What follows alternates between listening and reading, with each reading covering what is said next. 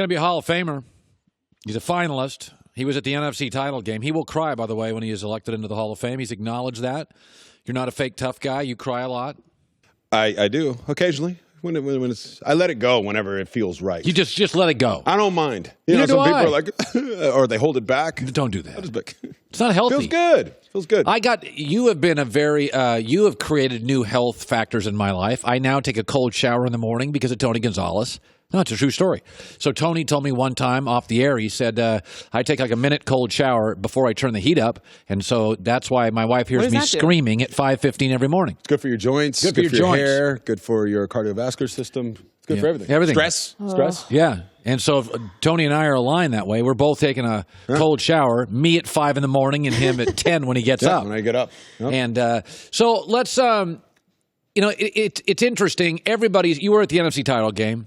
Everybody's freaking out, and I know it was a bad call, but I would like to say this. Everybody is outraged that Tom Brady got the ball in overtime, and Kansas City didn't get a chance to get it. Mm-hmm. It's not fair. Yet nobody is acknowledging that the Saints got the ball first in overtime, and that terribly unfair thing, after that crappy call, they got that unfair, and they could have driven down the field, and Jared Goff could have never touched the ball, but they threw a pick. And the Rams got it and won the game because I believe the Rams were a better team. That's why I picked them to win. Mm-hmm. Is that you can't tell me in Kansas City the overtime is outrageous because the rule is it doesn't have to be both teams because the Saints had the same advantage and didn't get it. So even though the call was crappy, they still were at home and got the ball first in overtime and butchered it. Yeah. So I don't feel a great deal of sympathy, but you don't have sympathy? Win the game. No. Win the game. I know win the game, but at the same time, we were there on the sideline. Bad call. That is no, it's not a bad call. It's not a bad call. That is a horrendous call. That is the worst call that I've ever seen in NFL history because of the implications of it. It's devastating. And it's something I've lost in the NFC Championship game. And to know that the game is over right there, because they get the ball, first down, game is over, kick the extra 3 points or whatever, and the game's over. They're going to the Super Bowl, and they should have been called. How do you get over that? By the way, how do you know they don't have a first down, and how do you know that they don't score in the first play? Rams get it back with a minute and a half and go back and score. Because you run the ball. You actually sit on the knee. Yeah, that's what you think you would do, but Sean Payton, 4 plays earlier, passed the ball on first down instead of running it. They butchered a lot of stuff, but it's still, in the end, they should have had that. I mean, who did you feel was a better team? I picked the Rams to win. Yeah, I know you did. I picked the Rams to win. So did I. And you picked them for the same reason I did. Yes, but looking at that game, I mean, the Saints were dominating that whole first half, obviously, and it looked, I don't know, I still feel like the Saints were a better football team. You do? Mm-hmm. I do. So you don't think the Rams are a great team. After watching that game, I picked the Rams, but I think the Saints, they did enough. They should have won. They should have won that game. By the way, Sean Payton did some weird coaching stuff late. He did. It's funny about these young hotshot coaches. You know, it's funny, Tony, my whole life, I remember as a kid watching like football shows. And one of the golden rules was take points. Mm-hmm. This isn't the NBA. It's not 1-12. Take points.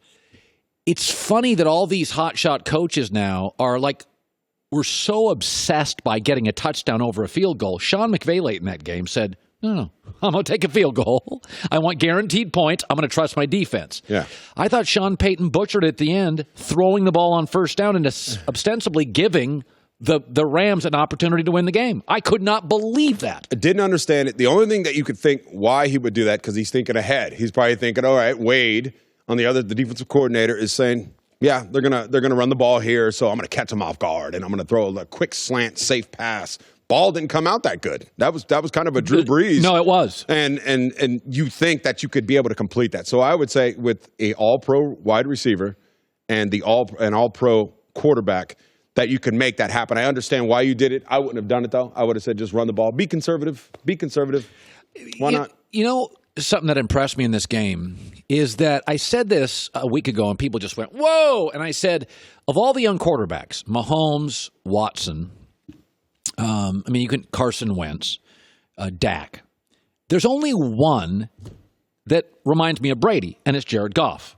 California, tall, thin, kind of gawky early, doesn't look physically like he's ready, incredibly coachable, very good athlete. I mean, Goff was a number one pick. Brady was drafted in baseball. Stable, solid, supportive family.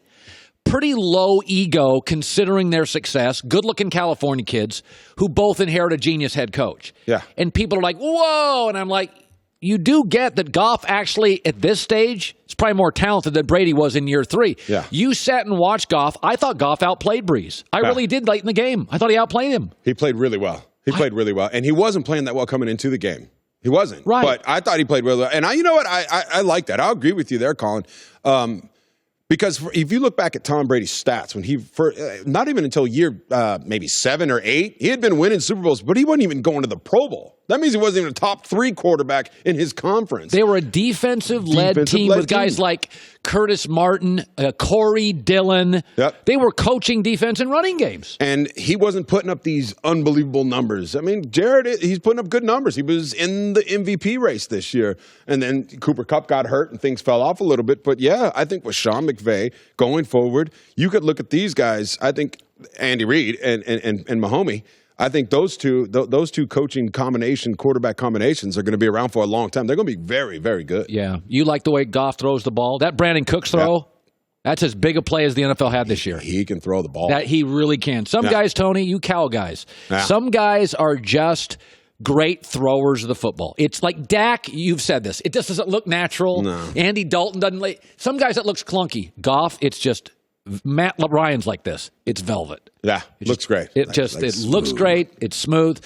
All right, so New England, it would be, it's funny. You, and I knew this when you played, I'd bring you on my show at the other place, and we always talked about nutrition and body extending your career. I got to tell you, the last 2 weeks I've watched Brady, Tony, even Kobe Bryant at the end, he was great, but you're like, not the same guy. Yeah. I don't know. I looked at Tom the last 2 weeks. He was a wizard. Looks great. That game against the Chargers, I was like, I've never seen him this accurate. Yeah. His velocity's great. Yeah. It's like, does he wait to turn it on until the playoffs? Is he bored? I love Tom. I really, really do. But I will say this. If Dee Ford doesn't line up in the backfield on that, something Pop Warner, just be on your side of the ball, that game is over. And Tom threw kind of a wobbly pass there behind, and it was picked off. And now we're sitting here going, 3 interceptions, 1 touchdown, and you lost in that game. The narrative would be a lot different about Tom Brady. But you cannot give an assassin like that. You can't. Michael Jordan, he's not going to miss too many shots in that fourth quarter or in overtime. Yeah. And Tom, you gave him a second chance, and he came back like you knew he would. As soon as that was, I was like, it's over. It's over. Here comes Tom Brady. He's so good. The whole New England organization, people try to hate on them because they win. It's the same reason I talk about Duke basketball. People don't like Duke basketball. Why? Because they win, because they graduate their players, because they have good guys. That's what the New England Patriots are. People try to paint this picture that they're the evil empire, and they're not. They're a bunch of good guys. Gronkowski's a good guy. Tom Brady is a good dude. Bill Belichick, I think, is a good guy. He loves football, and that's probably, I don't know what else, in his family, but there's nothing, I don't know why people are always trying to look at them as this evil empire. I think it's resentment, and I do think Joy said this earlier, is Spygate, Deflategate. There was a piece of video during the game in Kansas City. There was a laser multiple times on Tom Brady, which, by the way, if you did that to a pilot in a plane, you'd break a federal law. Yeah. It's like you can't do that. If that was, here's the tape, if that was in Foxborough and that was Mahomes, it would be called Lasergate. That's what Joy said earlier. She's right. But instead, there's so much resentment for New England because of their success. Yeah. I think we're the only show that's talked about this. Nobody's even talked about this. So I think to your point, greatness creates animosity and jealousy and resentment. It does in sports. It does in life. Yeah. And talking about cheating a little bit, first of all, every organization out there cheat. That's ridiculous, obviously. And I'm a Kansas City, obviously. I don't think the organization had nothing to do with that. Just a goofy fan. Yeah, but I mean, the stuff people talk about, Spygate, people talk about Deflategate, they talk about all that stuff. I mean, this is normal. Have you ever cheated on a test? Oh, God, yeah. Yeah, you've cheated. You've copied homework. A million times. You go out, you get hung over. You're going to take an Advil the next day? Yeah. I mean, that's a little cheating, maybe. I don't know. Yeah. But performance enhancing. My point is with New England, they are the epitome of how to build an organization. No ego. They have guys, if Bill Belichick thinks you're a bad guy or cancer, you're out of there. Antonio Brown would never, and I'm not saying he is a cancer because I don't play with him, but Antonio Brown is not going to play for the New England Patriots. What Tom Brady has done, he's taken less money. We've talked about that before. If you're building an organization, my first pick overall in NFL history, I'm going to take Tom Brady. If it's one game, I'll take Peyton Manning. But I'm taking Tom Brady just because he has no ego. He'll take the 5-yard out. He'll take that all the way down the field. He'll hand the ball off 50 times. He doesn't care. That is what makes this organization so good. It's what makes Duke so good. They have no ego and no ego, no amigos. Yeah. Ego has no amigo. Ego has no amigo. And this is what they do. They win because of that. And this is why I love the New England Patriots for that reason. Well, this is why they're successful. The media historically, and this is probably a healthy thing, it's probably healthy that our comedians are mostly liberal and they pick on powerful people. That's funnier. It's funnier to pick on the rich guy than the poor guy, right? Yeah. So it's probably better that the comedians tend to lean left. They stand up for the little guy, they rip the presidents, and they rip powerful corporations. It's also probably a very good thing that the media historically goes after governments, corporations, rich people.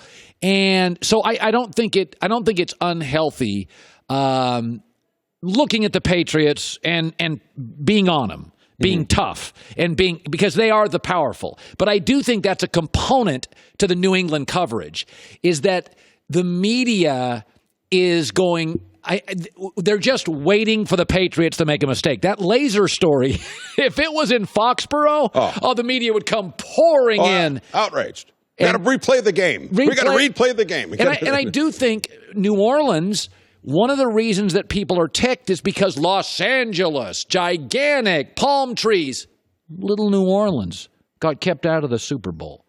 New Orleans is much more likable than the Rams. Mm-hmm. Kansas City's much more huggable than the Patriots.